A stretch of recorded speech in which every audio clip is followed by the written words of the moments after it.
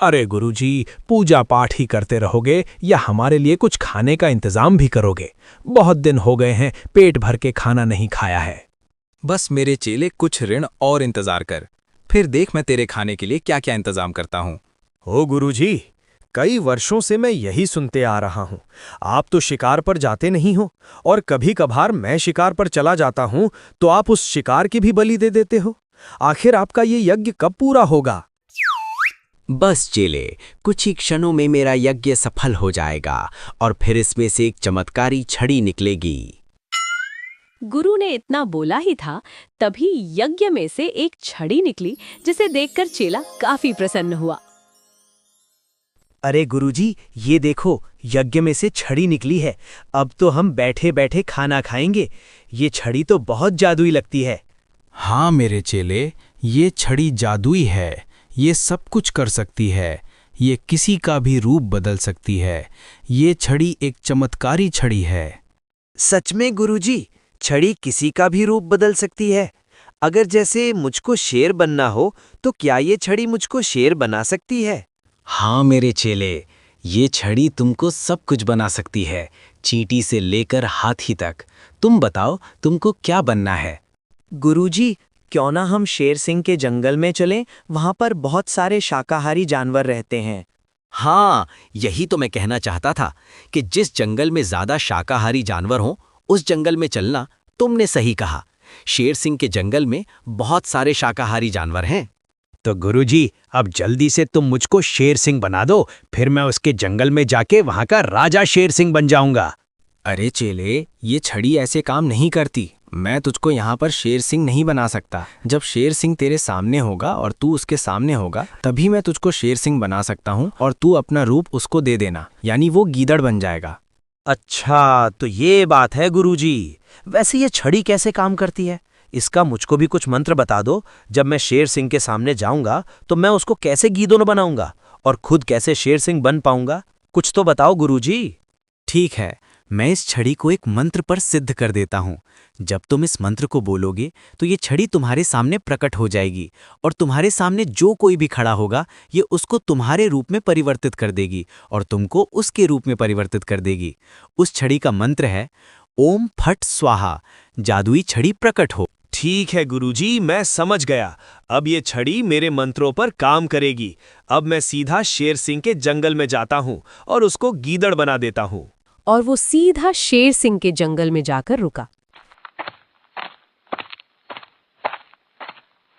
तभी उसको शेर सिंह खड़ा हुआ दिखाई दिया। उसके पास गया। अरे कौन हो तुम, और मुझको ऐसे घूर कर क्या देख रहे हो?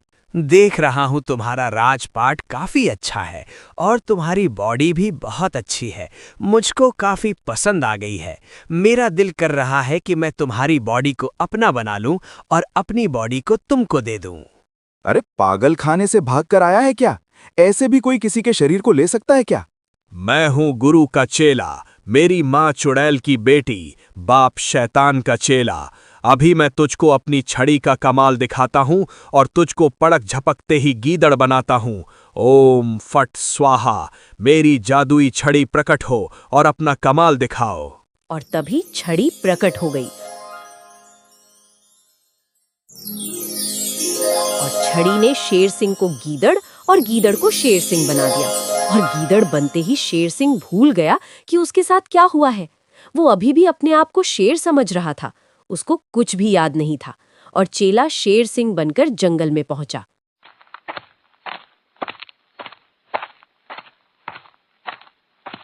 महामंत्री, हमारे लिए भोजन का प्रबंध करो और हम खाने में सिर्फ मांस ही खाएंगे। महाराज, आप तो शुद्ध शाकाहारी हो, फिर मांस क्यों खा रहे हो? अरे तुझे इससे क्या है? मैं कुछ भी खाऊं, मेरे लिए मांस का प्रबंध कर जल्दी। अरे यार, मुझको इतनी देर होगी, दरबार में सब मेरा इंतजार कर रहे होंगे। मुझको शीघ्र जाना चाहिए।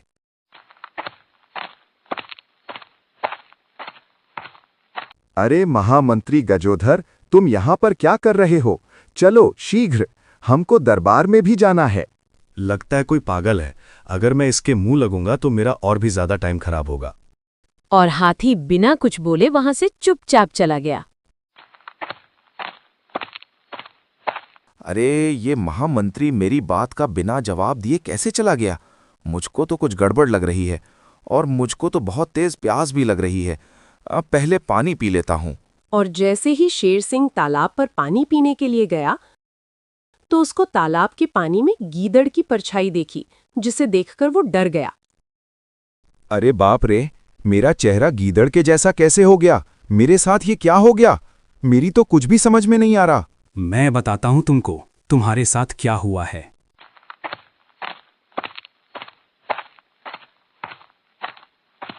आप कौन हो और आप मेरे बारे में कैसे जानते हो? मैं सब जानता हूं और मैं उसको भी जानता हूं जिसने तुम्हारे साथ ये गंदा मजाक किया है। तुम्हारा रूप लेकर वो तुम्हारे जंगल पर राज कर रहा है और अपना रूप तुमको देकर तुम्हारे जीवन को बद से बदतर कर दिया है। अब जल्दी बताओ, कौन है वो जिसने मेरी इस तरह की हालत की है? वो दोनों गुरु चेले हैं और जिस गीदड़ का तुम रूप लेकर घूम रहे हो वो उस गुरु का चेला है और उसका गुरु एक यज्ञ पर बैठा है। जब तक उस यज्ञ में अग्नि प्रज्वलित रहेगी तब तक उसके जादू का असर तुम पर रहेगा और जैसे ही उस यज्ञ कुंड में से अग्नि बंद होती है तो तुम अपने पुनः शेर सिंह के रूप में आ जाओगे। और वो चेला रात के अंधेरे में अपने गुरुजी के लिए ताजा मांस लेकर जाता है। ये लो गुरुजी, मैं आपके लिए ताज़ा मांस लेकर आया हूँ। लाओ, मैं बहुत ही भूखा हूँ। और गुरु ने ताजा मांस खाया।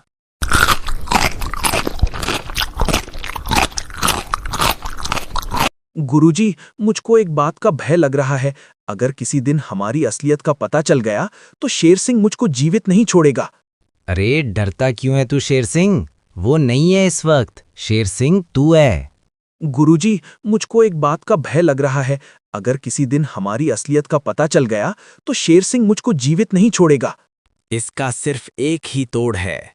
जब तक मेरे यज्ञ कुंड में अग्नि जलती रहेगी तब तक तुम शेर सिंह बने रहोगे और जब ये अग्नि बुझ जाएगी तब तुम अपने असली रूप में आ जाओगे। यही इसका तोड़ है। अच्छा, तो ये है इसका तोड़। अगर गुरुजी किसी ने अग्नि यज्ञ कुंड से बुझा दी तो?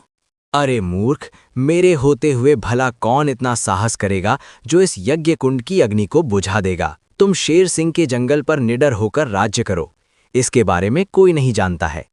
और चेला निडर होकर वापस जंगल में लौट आता है।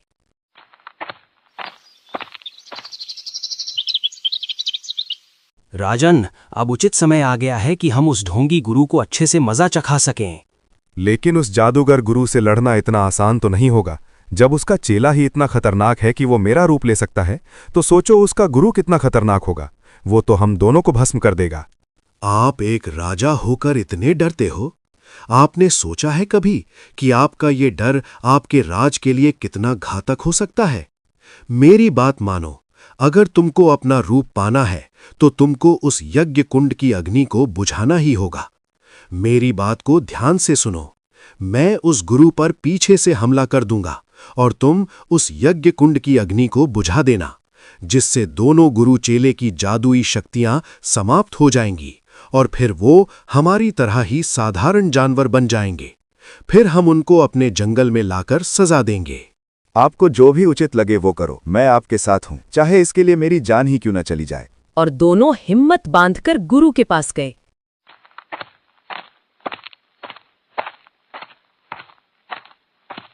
वो देखो, यज्ञ कुंड में अग्नि जल रही है और वो गुरु सोया हुआ है। तुम्हारे लिए यही अच्छा मौका है कि तुम उस अग्नि को जाकर बुझा दो। और जैसे ही शेर सिंह यज्ञ कुंड के पास पहुंचा तो गुरु की आंखें खुल गईं। अरे चेले, तुम यहाँ पर क्या कर रहे हो? अरे अभी तो यज्ञ कुंड में अग्नि जल रही है। तुमने मेरे साथ बहुत बुरा किया है पाखंडी। अगर तू अपनी इन सिद्धियों को जानवरों की भलाई के लिए इस्तेमाल करता तो अच्छा होता, लेकिन तुमने इनको उल्टे कामों में लगाकर अपने लिए ही मुसीबत खड़ी कर ली है। एक गीदड़ और मेरे लिए मुसीबत। हा हा हा हा।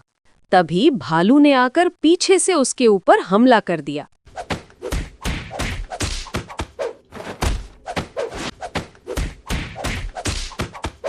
शेर सिंह, जल्दी से तुम यज्ञ कुंड की अग्नि को बुझा दो। और शेर सिंह ने गुस्से में आकर उस यज्ञ कुंड की अग्नि को बुझा दिया। अग्नि के बुझते ही शेर सिंह बना गीदड़ अपने असली रूप में आ गया। अरे, ये तो हमारा राजा नहीं है, ये तो एक गीदड़ है जो हमारे राजा के भेष में था अब तक।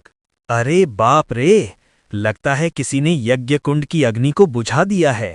अरे भालू काका देखो, मैं भी अपने असली रूप में आ गया। अब इस गुरु को हमारे दरबार में ले चलो, वहीं पर इन दोनों को सजा मिलेगी। और राजा शेर सिंह ने उन दोनों को कारागार में बंद करवा दिया। जंगल का राजा शेर सिंह अब काफी बूढ़ा हो गया था और एक दिन वो अपने महामंत्री से बोला, अरे महामंत्री, अब तो मैं काफी बूढ़ा हो गया हूँ और बूढ़े होने की वजह से मुझे शिकार भी नहीं होता।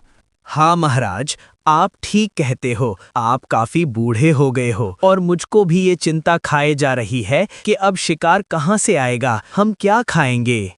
अब पता नहीं हम भरपेट भोजन कर पाएंगे या नहीं। अरे महामंत्री के बच्चे, बूढ़ा तो मैं हुआ हूँ, तू तो अभी जवान है, तो तू शिकार करके नहीं ला सकता क्या? जब मैं जवान था और तू छोटा था तो मैंने तुझको पाल पोस कर इतना बड़ा किया। अब तेरा भी तो फर्ज बनता है कि तू मेरे लिए शिकार लेकर आए और मैं आराम से बैठकर खाऊं। आप कह तो ठीक रहे हो महाराज, मेरा फर्ज तो बनता है कि आपको मैं भरपेट भोजन खिलाऊं, पर आपको मुझे देखकर नहीं लगता क्या मुझे बड़ा शिकार नहीं होगा? मैं आपके जितना ताकतवर थोड़ी हूं। अरे हाँ, ये तो मैं भूल ही गया था, तू तो बहुत छोटा है और तू कोई छोटा मोटा शिकार ही करके ला सकता है, उससे तो तेरा ही पेट भरेगा, मेरा तो भरेगा भी नहीं। अब क्या करें, कुछ ना कुछ तो पेट भरने के लिए युक्ति लगानी होगी हमको। महाराज, मेरे पास एक युक्ति है। हाँ महामंत्री, शीघ्र बताओ क्या युक्ति है तुम्हारे पास। महाराज, आप जंगल में घोषणा करवा दो कि अगर कोई जानवर आपकी एक शर्त को पूरा कर देगा तो उसको आप अपने राजपाट का वारिश बना दोगे, अर्थात इस जंगल का नया राजा घोषित कर दोगे अगर वो आपकी शर्त को पूरा कर देगा तो। लेकिन इस शर्त से तो मुझको कुछ भी फायदा नहीं दिख रहा है। अगर वो शर्त किसी ने पूरी कर दी, मेरा तो राजपाट ही चला जाएगा। और वैसे इससे मेरा क्या फायदा दिख रहा है तुझको, मूर्ख? अरे महाराज, आपने मेरी बात को गहराई से नहीं समझा। आप एक शर्त रखोगे, लेकिन हम उस शर्त की एक फीस भी रखेंगे। जो कोई भी उस शर्त में हिस्सा लेगा तो उसको उसकी फीस देनी होगी। और फीस में क्या रखेंगे हम? अरे महाराज सुनो तो, बता रहा हूँ, आप बीच में मत बोला करो। अब सुनो, शर्त में हम उनसे ताज़ा मांस मांगेंगे। जो कोई भी जानवर हमारी शर्त में हिस्सा लेगा तो उसको हमारे लिए जानवर का ताज़ा मांस लाना होगा। ठीक है, समझ गया। अब मुझको ये भी बता दे कि हम शर्त में क्या रखेंगे जिससे जानवर जीत न पाए और ज्यादा से ज्यादा संख्या में भाग ले और जिससे हमको भरपेट मांस मिलता रहे। पर क्या शर्त रहेगी? महाराज, शर्त ये रहेगी कि उसको 3 दिनों तक पानी में खड़े रहना होगा। अगर वो शर्त जीत जाता है तो उसको जंगल का राजा बना दिया जाएगा। महामंत्री, अगर कोई जानवर शर्त जीत गया तो हमारा तो पूरा राजपाट ही चला जाएगा। अरे महाराज, आप थोड़ा सोचो, इस समय सर्दियों का मौसम है। ऐसा कौन जानवर होगा जो सर्दियों में लगातार 3 दिनों तक बिना कुछ खाए पिए पानी में खड़ा रहे? मुझको तो नहीं लगता महाराज कि कोई भी जानवर ये कर पाएगा। तुम्हारा आइडिया तो मुझको बहुत पसंद आया महामंत्री, लेकिन एक समस्या मुझको खाए जा रही है। अगर कोई जानवर शर्त जीत गया तो हमको राजपाट उसको देना ही होगा। अगर हम बेईमानी करते हैं तो जंगल के जानवर हमारा विरोध करेंगे और हमको राजगद्दी छोड़नी पड़ेगी। अरे महाराज, आप निश्चिंत हो जाओ, मैं पूरे दावे के साथ कह सकता हूं कि ये शर्त कोई भी जानवर नहीं जीत पाएगा। आप घोषणा करवा दीजिए जंगल में। और शेर सिंह ने पूरे जंगल में घोषणा करवा दी, जिसे सुनकर जानवर राजा के पास ताज़ा मांस लेकर आने लगे और प्रतियोगिता में भाग लेने लगे। महाराज, ये लो, ये ताज़ा हिरण का मांस है, मैं आपके लिए लाया हूं और मुझको प्रतियोगिता में भाग लेने दो। कहां पर है वो ठंडे पानी का तालाब? चलो, मैं उसमें 3 दिनों तक आपको रहकर दिखाता हूं और अगर मैं ये प्रतियोगिता जीत जाता हूं तो आपको ये राजपाट मुझको देना होगा। अरे आप उसकी चिंता मत करो बाज बहादुर, महाराज अपनी जुबान से मुकरेंगे नहीं। पहले आप प्रतियोगिता तो जीत लो। महामंत्री जी, मेरा नाम बाज बहादुर नहीं है, बल्कि मेरा नाम भालू बहादुर है। जब तक तुम प्रतियोगिता नहीं जीतते, मैं तो तुमको बाज बहादुरी कहूंगा, और जब तुम प्रतियोगिता जीत जाओगे फिर तुम भालू बहादुर खुद ब खुद बन जाओगे। पहले ये पता तो लगे तुम कैसे बहादुर हो। जाओ, ठंडा पानी तुम्हारा इंतजार कर रहा है। और भालू बहादुर उस ठंडे पानी के तालाब में खड़ा हो गया और उसकी निगरानी पर महामंत्री स्वयं खड़े हो गए। आइला, ये तो खूब ठंडा पानी है रे। ये तो मेरी कुछ ही घंटे में कुल्फी जम देगा। और इन्होंने 3 दिनों तक इसी पानी में खड़े रहने की शर्त रखी है। मुझको तो नहीं लगता कि मैं एक दिन भी पूरा कर पाऊं। दिन में इतनी ठंड लग रही है तो रात में तो ये ठंड दुगनी और बढ़ जाएगी। तब मेरा क्या होगा? अरे बहादुर जी, क्या बड़बड़ा रहे हो? हमको भी जरा बता दो। ठंड तो नहीं लग रही तुमको? अगर लगे तो आवाज लगा देना, हम पकड़कर खींच लेंगे तुमको बाहर। अरे तुमको मेहनत करने की कोई आवश्यकता नहीं है। मैं कुछ ही समय में बाहर आ जाऊंगा। इसका मतलब बहादुर भालू, तुमने हार मान ली? अरे हाँ, मैंने हार मान ली। मुझे इतने ठंडे पानी में खड़े रहने का कोई शौक नहीं है और ना ही मुझसे 3 दिनों तक लगातार इस ठंडे पानी में रहा जाएगा। मुझे बाहर निकाल दो। और भालू बहादुर हार मानकर वापस लौट गया। और ऐसे ही अन्य जानवर भी आने लगे। वो अपने साथ ताज़ा मांस लाते और प्रतियोगिता में हिस्सा लेने लगे। अरे मुझे भी इस तालाब से बाहर निकालो। मैं तो बुरी तरह से अकड़ गई हूँ। मुझे जंगल की रानी नहीं बनना। अब मैं दोबारा किसी भी प्रतियोगिता में भाग नहीं लूंगी। ऐसे ही हार मानकर जानवर जाने लगे। कोई भी जानवर उस प्रतियोगिता को पूरा नहीं कर पा रहा था। तभी उस जंगल में गुरु चेले का आगमन होता है। अरे चेले, ये जंगल कितना सुनसान है। इस जंगल में तो ना पक्षियों की चहचहाट है और ना ही हाथियों की चिंगाड़ का शोर। पता नहीं कैसा अजीब सा जंगल है। कोई जानवर दिख भी तो नहीं रहा जिससे बातें कर सकें। अरे गुरुजी, वो देखो, दूर एक बकरी पेड़ की छांव में बैठी दिख रही है। चलो उसके पास चलते हैं। अरे बकरी रानी, तुम ऐसे उदास कैसी बैठी हो? और तुम्हारे जंगल में तुम्हारी तरह ही उदासी क्यों छाई हुई है? ना तो पक्षियों की चहचहाट है और ना ही जानवरों का शोर। वो इसलिए है अजनबी, क्योंकि इस जंगल में एक प्रतियोगिता चल रही है। सारे जानवर इस प्रतियोगिता की तैयारी में व्यस्त हैं। किस तरह की प्रतियोगिता चल रही है, जरा हमें भी बता दो। अगर तुम जंगल के राजा के पास किसी जानवर का ताज़ा मांस लेकर जाओगे तो तुम उस प्रतियोगिता में भाग ले सकोगे। अगर तुम उस प्रतियोगिता को जीत गए तो तुम जंगल के राजा बना दिए जाओगे। और वो प्रतियोगिता की शर्त है, तुमको ठंडा पानी में खड़े रहना होगा, वो भी 3 दिनों तक। अगर तुम ये कर पाओ तो तुम उस प्रतियोगिता के विजेता घोषित कर दिए जाओगे और जंगल के राजा भी। हा हा हा। अरे बाप रे, इतनी कड़ाके की ठंड पड़ रही है। जंगल में भला कौन मूर्ख होगा जो उस ठंडे पानी में जाकर अपने प्राणों की आहुति देगा? मुझको तो इस प्रतियोगिता में जंगल के राजा की कोई साजिश लग रही है। कोई बात नहीं है चेला, हम भी उस प्रतियोगिता में भाग लेंगे। बकरी रानी, तुम हमको उस प्रतियोगिता तक पहुंचा दो। खड़ी हो जाओ अब तो। नहीं अजनबी, मैं खड़ी नहीं हो पाऊंगी, क्योंकि उस प्रतियोगिता में मैंने भी हिस्सा लिया था और मैंने अपनी दोनों टांगों को गवा दिया रानी बनने के चक्कर में। कोई बात नहीं है, तुम अपना अच्छे से ख्याल रखना। उधर राजा और उसका महामंत्री खूब दावत उड़ा रहा था।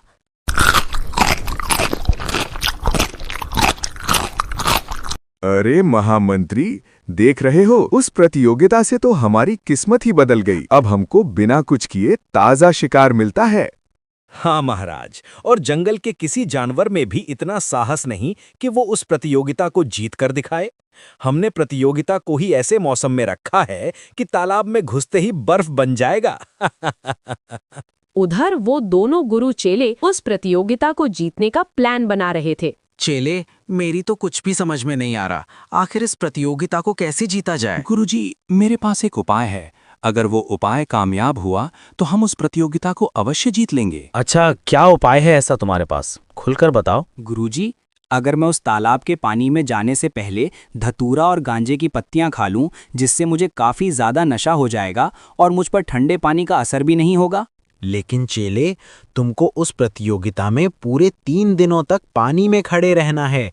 इसके लिए तुमको एक साथ बहुत सारा धतूरा और बहुत सारी ही गंजे की पत्तियां खानी पड़ेंगी। तब जाके तुमको इतना नशा होगा कि तुम 3 दिनों तक उस ठंडे पानी को सहन कर सको, लेकिन उसमें बहुत खतरा भी है। कोई बात नहीं है गुरुजी, अगर डर से डरेंगे तो कुछ बड़ा कैसे करेंगे। इसलिए अब खड़े हो जाओ और हमको धतूरे और गांजे की पत्तियों का इंतजाम भी करना है। आखिर हमको इस जंगल का राजा जो बनना है इस प्रतियोगिता को जीतकर। हाँ, तुम बिल्कुल ठीक कहते हो चेले, शीघ्र चलो। गुरु चेला धतूरा और गंजे की तलाश में चल दिए। काफी घूमने के बाद उनको धतूरा और गंजे की पत्तियां मिल गईं और चेले ने बहुत सारे धतूरे और गंजे की पत्तियों को खा लिया। शीघ्र चलो गुरुजी, अब मुझको थोड़ा थोड़ा नशा हो रहा है। और वो दोनों ताजा मांस लेकर प्रतियोगिता में भाग लेने के लिए पहुंचे। महाराज, हम आपकी प्रतियोगिता में भाग लेने के लिए आए हैं और शर्त के मुताबिक हम जानवर का ताजा मांस भी लाए हैं। अरे हाँ हाँ, हो सब तो ठीक है, लेकिन तुम तो हमारे जंगल के नहीं दिखाई पड़ रहे हो। बताओ, क्या तुम इस जंगल के हो या नहीं? हम इस जंगल के नहीं हैं, हम तो तुम्हारे पड़ोस के जंगल के पड़ोसी हैं और आपकी प्रतियोगिता में भाग लेना चाहते हैं। अगर महाराज आप आज्ञा दें तो आगे हम कुछ बोलें। अब इसमें बोलना ही क्या है, अब तुम आ ही गए हो और ताजा मांस भी लेकर आए हो तो तुम प्रतियोगिता में भाग ले सकते हो। लो, वो मांस का टुकड़ा मुझको दे दो और महामंत्री, तुम इनको हमारी प्रतियोगिता की शर्त बता दो। कोई बात नहीं है महामंत्री, आप कष्ट मत करो, हम आपकी प्रतियोगिता की सारी शर्त जानते हैं। हमको एक ठंडे पानी के तालाब में रहना होगा 3 दिनों तक, और अगर हम प्रतियोगिता को जीत जाते हैं तो फिर हमको ये राजपाट मिल जाएगा। मैंने ठीक कहा ना महाराज? हाँ, तुमने बिल्कुल ठीक कहा। जाओ हमारे महामंत्री के साथ, वो तुमको तालाब बता देगा। और चेला आंख बंद करके तालाब में खड़ा हो गया। उसको तालाब में खड़े खड़े कई घंटे बीत गए, लेकिन उसने अपनी आंखें नहीं खोली। ये तो अपनी आंखें ही नहीं खोल रहा। कहीं ऐसा ना हो ये शर्त को जीत जाए और हमारे हाथों से राजपाट भी चला जाए। कोई नहीं, थोड़ी देर बाद आंखें खोलेगा, अभी तो 2 दिन बाकी हैं।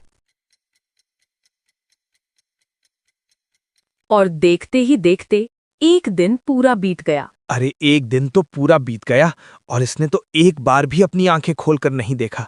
पता नहीं क्या करेगा, मेरी तो कुछ समझ में नहीं आ रहा है। ऐसा ना हो या प्रतियोगिता जीत जाए। कोई बात नहीं है, ठंड तो अभी रात में पड़ेगी, तब तो ये आवश्यक इसको छोड़कर भाग जाएगा।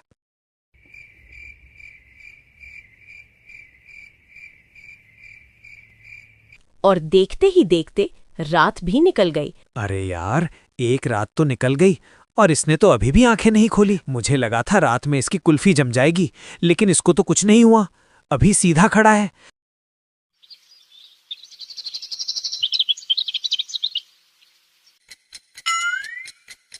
अरे बाप रे, दूसरा दिन भी निकल गया, लेकिन इसने तो अभी अपनी आंखें नहीं खोली। मुझको तो लगता है प्रतियोगिता को जीत लेगा। अब मैं महाराज को जाकर बताता हूं। महाराज, मुझे तो डर सा लग रहा है, कहीं वो इस प्रतियोगिता को ना जीत जाए। 2 दिन हो गए, उसने तो अभी तक अपनी आंखें नहीं खोली। कोई बात नहीं है, अभी तो रात बाकी है, कल का दिन भी बाकी है, देखते हैं क्या होता है। और जो शर्त है वो तो है ही, राजपाट तो देना ही पड़ेगा। और महामंत्री तालाब पर पहुंचा। अरे बाप रे, तीसरा दिन भी आधा निकल गया और इसने तो अपनी आंखें नहीं खोली। पता नहीं कैसा है ये, इतनी ठंड में तो कोई भी इस पानी में खड़ा नहीं रह पाता। न जाने किस मिट्टी का बना है ये तो और राजपाट लेकर ही जाएगा। बस मेरा चेला कुछ देर तक और इस तालाब में रुक जाए तो वो इस प्रतियोगिता को जीत जाएंगे और हम यहाँ के राजा बन जाएंगे। अरे बाप रे, ये तो पूरे 3 दिन तक उस तालाब में कैसे टिक गया। अब इसको देखता हूं कि ये आंखें क्यों नहीं खोल रहा। शायद ऐसा तो नहीं मर गया हो। और जैसे ही उनके 3 दिन पूरे हुए तो चेले ने धड़ाक से अपनी आंखें खोली और तालाब से बाहर आ गया। अरे महामंत्री, हमको ले चलो अपने राजा के पास। हमने ये शर्त को जीत लिया है और आज से हम इस जंगल के राजा हुए।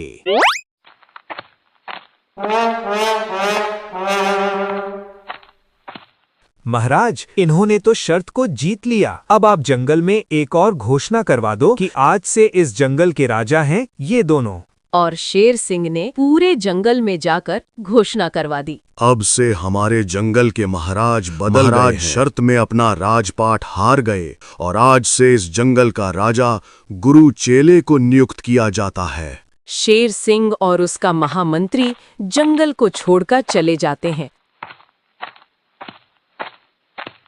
और उस जंगल के राजा वो दोनों गुरु चेले बन जाते हैं।